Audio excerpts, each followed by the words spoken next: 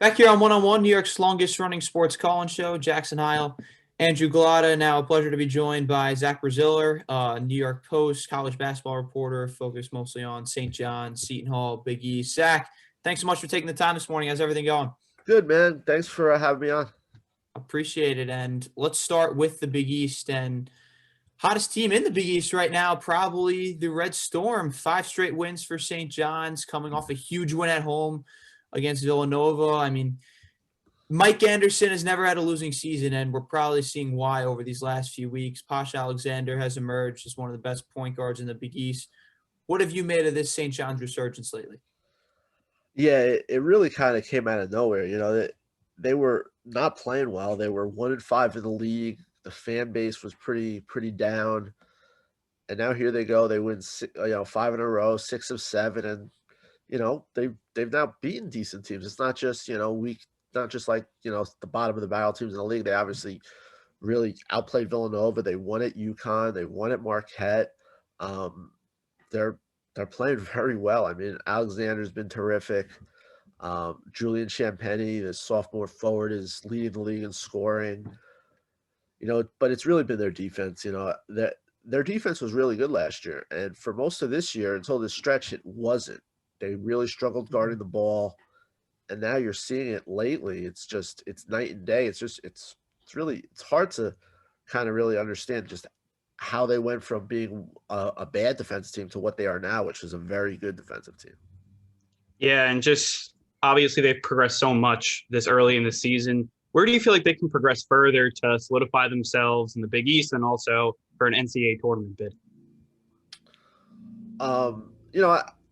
An issue with them is always rebounding. They're not very big.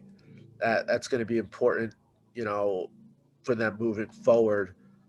But it's just about consistency. That's one thing they these last 6-7 games they've been consistent. That's been the key. It's just being consistent. And sometimes it's tough to be consistent when your best players are a sophomore and a freshman, which is the case with Alexander and Champagny.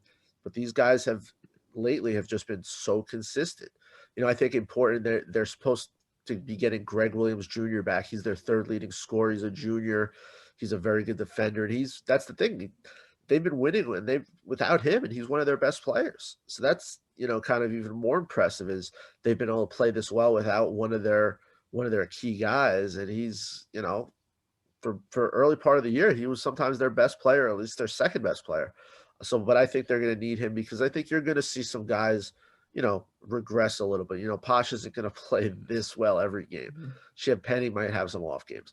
They're going to need Greg to really kind of play well and help out a little here. Zach, let's talk about the game specifically against Villanova, because I think that if there's maybe one thing that was exposed on the Nova side of things is if you can take away Colin Gillespie, which is a very difficult task to do, they really struggled to get into a rhythm offensively. Do you view this as just a little bump in the road for Villanova, or do you think there's maybe a little bit of a bigger problem on offense for them? No, I think it's just one game.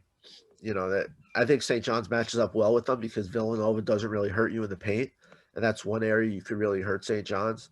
And most teams don't play like St. John's. They're not going to pressure you for 40 minutes. They're not going to pick up full court. And Villanova really, after Gillespie, doesn't have a ton of guard depth and a lot of ball handlers, and St. John's took advantage of that. But no, I think Villanova is very good. I think it was a case of they got rattled a little bit. St. John's played as well as they can play, and Villanova was off. But I do not think all of a sudden there's this blueprint for how you could really shut Villanova down. I just think it was one of those things where St. John's played a great game. Villanova didn't play well, and the matchup just worked in St. John's favor. Yeah, and obviously Villanova losing that game kind of opens, I guess, some questions like maybe teams can challenge Villanova here in the Big East. What team would you think gives them the biggest challenge going forward? Obviously, St. John's beat them, but do you think another team could possibly knock them off or maybe in the tournament later on as well? Yeah, I like Creighton a lot. Now they haven't played well either lately. They're coming off a loss to Georgetown at home. They should have lost to DePaul. They play very poorly. They were down big to Seton Hall, but I still like Creighton. I think they'll figure things out. They have a million scorers. They can play fast. Marcus Zagorowski is terrific. Denzel Mahoney is terrific. They have so many guys who could score. I do like Creighton a lot. I think Creighton is right there with Villanova, but they've got to figure things out too. That's the funny thing about this league right now is Yeah. the two teams that are ranked, the two teams that clearly on paper are the best teams, are not playing well right now. And that's, the other night, Wednesday night, you had both Creighton and Villanova lose and really lose comfortably. It was against, it was pretty stunning. It's amazing. You look at a team like Creighton, like one week they look like a team that could pretty easily get to the Elite Eight. And then you look at the losses on their schedule. I mean, home loss to Providence, Georgetown. They lost at Marquette. Actually, they lost to Marquette at home, but so volatile in this league. And one of the other teams that is similar in that you just don't know what you're getting from them every night is Seton Hall. And one of the weirder years in the Kevin Willard era, obviously trying to replace Miles Powell from a year ago. And they lost Quincy McKnight, Romero Gill, but they still have a lot of talent. And they're still right in the thick of things in the Big East. What have you made of the Pirates this year? Yeah, they started slow, which I kind of thought they would. Their schedule was, they had a very tough non-conference schedule. Bryce Aiken, a transfer from Harvard, they really expected to be a big producer offensively in the backcourt. Hasn't played a lot. He's had a lot of injuries. He's a very talented kid. He's healthy now.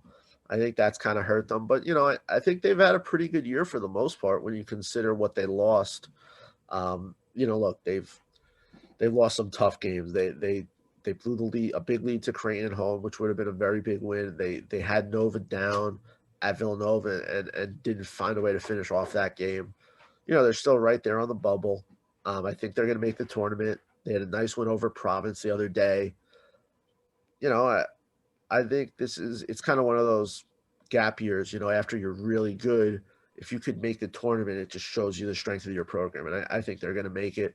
It's one thing about Kevin Willard's program. When their backs are against the wall, they respond, and they really responded against Providence very, very, very well. They have a top 25 recruiting class coming in next year. I think it's just they're going to keep rolling along. But this is an interesting month for them. They can make the tournament. To make the tournament the year after everything they lost and a rough start and Aiken not really playing a lot would really speak volumes about this program, I think. Staying in New Jersey, but moving over to the Big Ten right now with Rutgers, and Rutgers football and basketball now turning around. What do you think the biggest key to the Rutgers basketball team turnaround this season? They were good last year. They were probably going to make the tournament last year if we had a tournament. Obviously, we didn't. They returned a ton. Steve Peichel has done a terrific job. I mean, they're now starting to recruit better, but the strength of this team is guys who are kind of overlooked. Miles Johnson wasn't a big recruit. Geo Baker wasn't a big recruit. Ron Harper Jr. wasn't a big recruit. These are the three best players. He's done a phenomenal job at just developing guys and finding guys that really fit the way he wants to play. He likes to play slow. He likes to be all about defense and grinding and toughness and hard work, and that's what Rutgers is. I think they're very good. They went through a bad stretch there, granted against some really good teams in the Big Ten. They lost to the likes of Iowa and Wisconsin and Ohio State, and the fans started kind of freaking out a little bit. But they've now won 4 straight, and they're playing really well. They have to go to Iowa next week, which is going to be a very, very interesting game. But right now, I think they're probably like a 7 seed in the tournament. And, it's a shame, with all these local teams playing well that there are no fans because it's really shaping up to be a very fun season. I could see all 3 big schools making the tournament, and that hasn't happened since 1991. And it's just too bad that the fans really can't be there to enjoy it.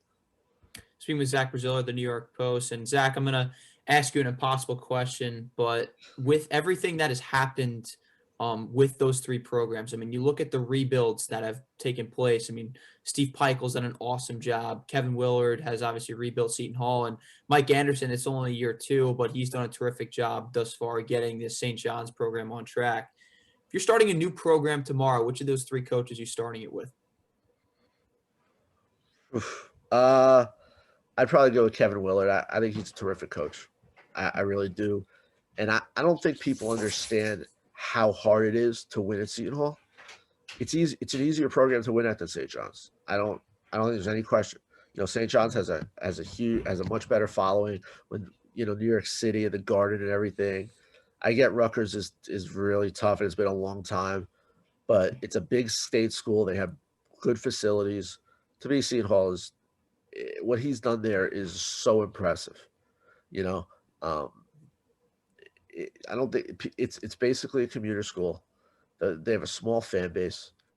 You know, to get guys there and to develop them and to do what they've done.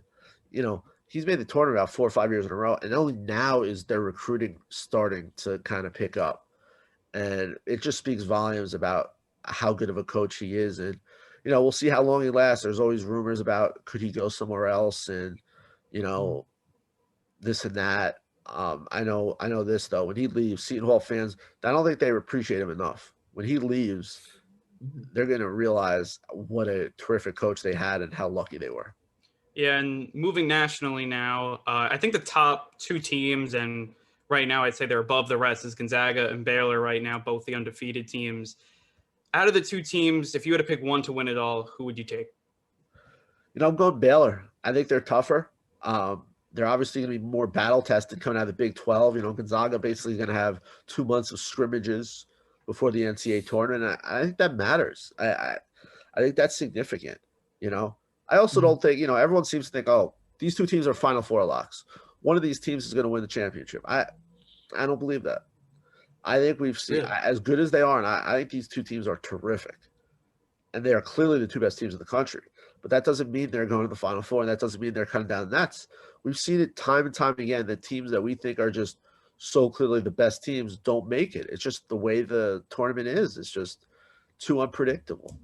But if I'm picking one, I'm picking Baylor just because they're just getting tested so much more. And that, to me, they're going to be just so much better prepared for the tournament than Gonzaga. And that's not Gonzaga's fault. It's just the way it is. They're not in their conference hurts them. But I just love Baylor. I love their defense. I love the way they shoot the three. And they play in a brutal conference that tests them all the time. You mentioned that you think that it is a good possibility that one of these teams doesn't make the Final Four when it's all said and done. Who do you think presents the biggest challenge? Because obviously right now you look at the teams outside them. I mean, Michigan looks like a big challenger, even though they've kind of been on pause for a few weeks. The Big Ten has a ton of teams that you think possibly could, with Illinois and Iowa and the way they play. Houston out of the American could be someone that challenge. Who do you think presents the biggest challenge to Gonzaga and Baylor? I think there are a bunch of teams. I mean, you obviously have to wait to see when the brackets come out and who's there. I mean, Michigan's very good. I think Ohio State is a team that's really emerging. They're terrific. You got a bunch of teams in the Big Ten. And I'll tell you, Virginia's playing really well. I mean, I know Gonzaga, beat them up pretty good when they played, but Virginia's playing very well right now. The way they defend, they can pull off an upset. Villanova, I know they looked bad the other night, but I'm not counting Villanova out. I think Creighton has all the potential to do it.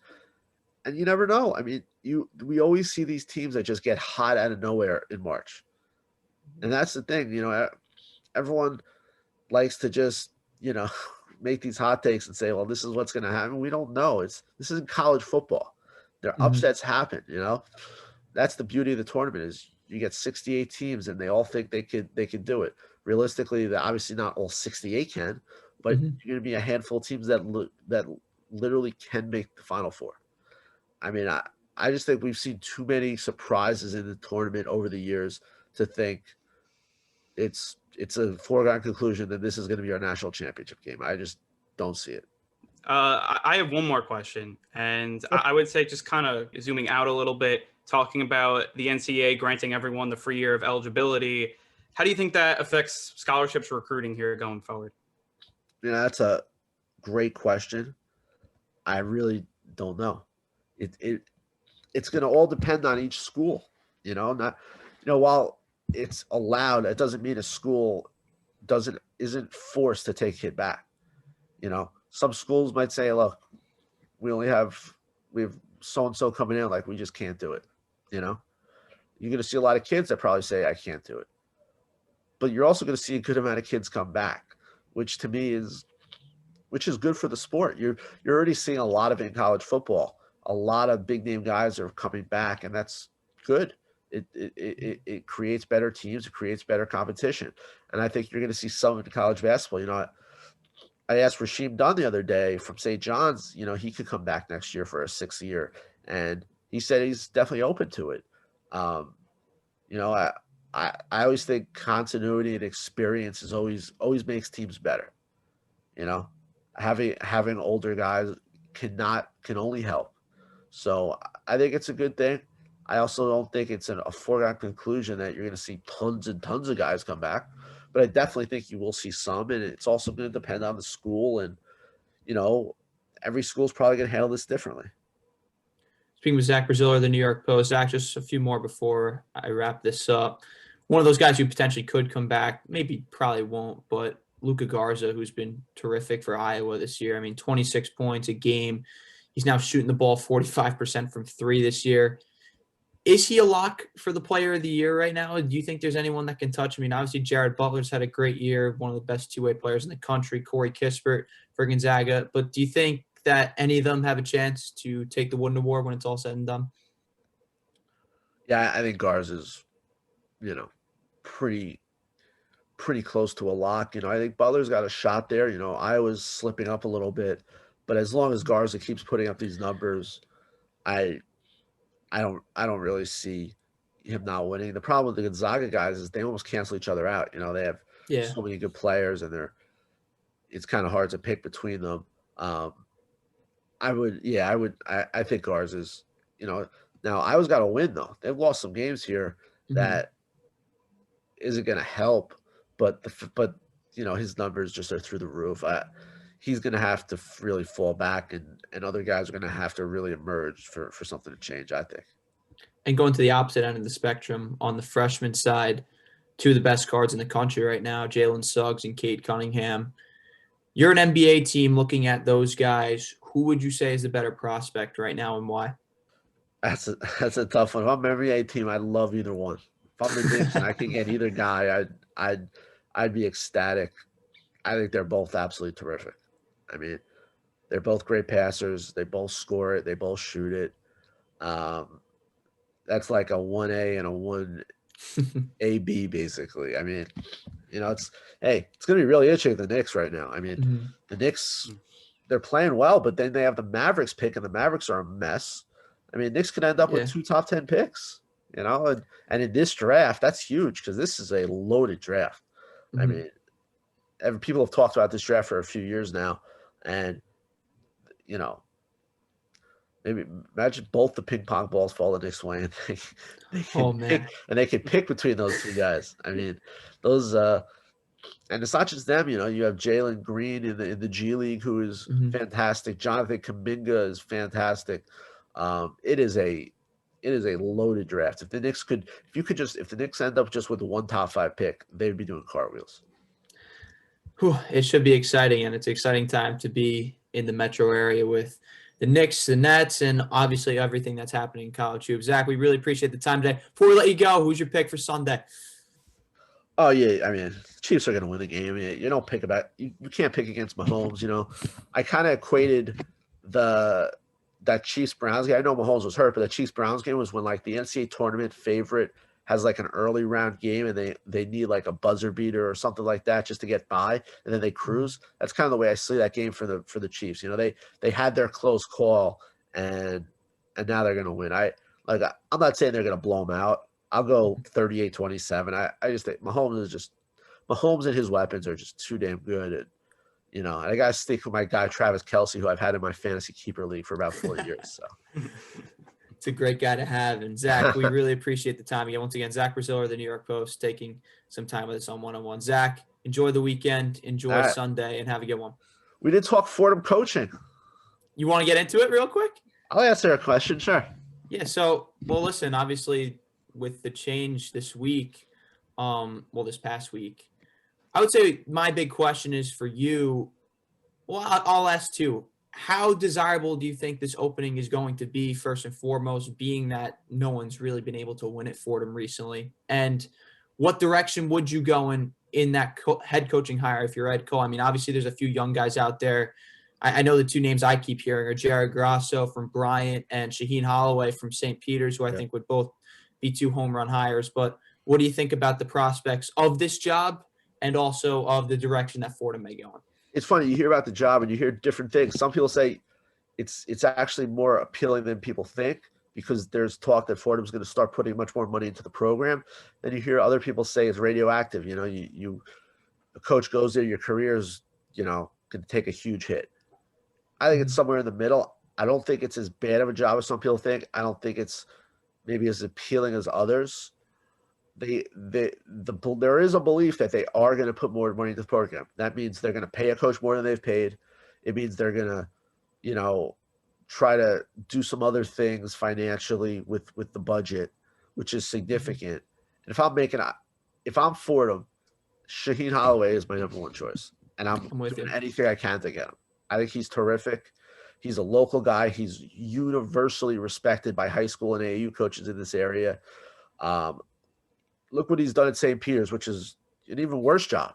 St. Peter's might be the worst job in the country. All due respect, when you look at their gym and, the situation and the amount of money they spend and all that stuff, he would be my top pick. You've heard some other big names. I know Steve Lavin is interested, Fran Fraschilla. The one thing I've heard from Fordham people is the number one trait they want in a coach is a recruiter. They see the kind of talent in the city, where New York City now is kind of, you have a ton of mid-major guys now, which is right up Fordham's alley, obviously. Mm-hmm.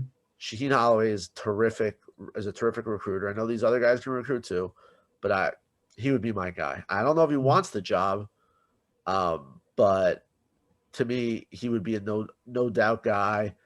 Steve Lavin would be interesting. I'll tell you, he would definitely add some flash to that job and turn some heads. But to me, I think you need a young guy who's really going to work and wants to try to kind of make a reputation for himself.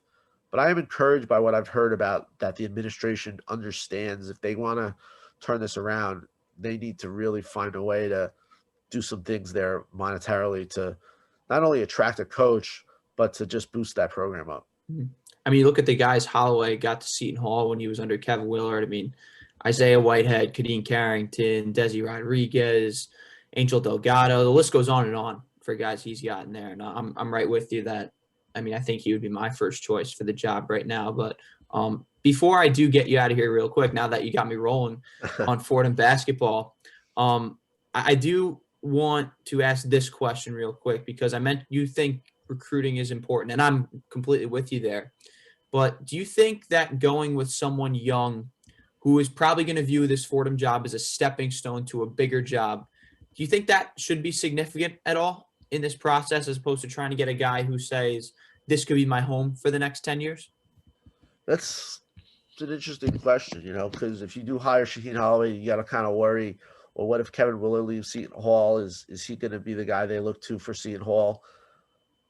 But I don't think you can kind of think like that. I think if you're Fordham and, if you get a coach in here and he does well enough to where he can get another job, you just, you got to accept it. That means he did well at Fordham, and maybe his top assistant, you could kind of just fill in there. I don't think that's something you can think about when you're hiring someone. I think you just got to hope you get the right guy. And look, if he does well enough and he chooses to leave, that means your program's doing better. And that's a good thing. They need to find a way to just to get in a good, young, hardworking guy. I just think Holloway is just too perfect. You cannot find a person to say a bad word about him. I think he would get players at Fordham, and I think he would win. I think Grasso would be terrific too. I think Jared is a very good recruiter. He's a good coach. He's done terrific things at Bryant so far. Those would be my two guys. No retreads, no big name guys. Give me two guys who have a past history of working and recruiting and doing it and getting it done. That's the way I'd look at it. Zach, now we really appreciate the time. Thank you so much for joining us on One-on-One. enjoy the rest of the weekend. And like I said, enjoy Super Bowl Sunday. All right, guys, have a good one. My pleasure.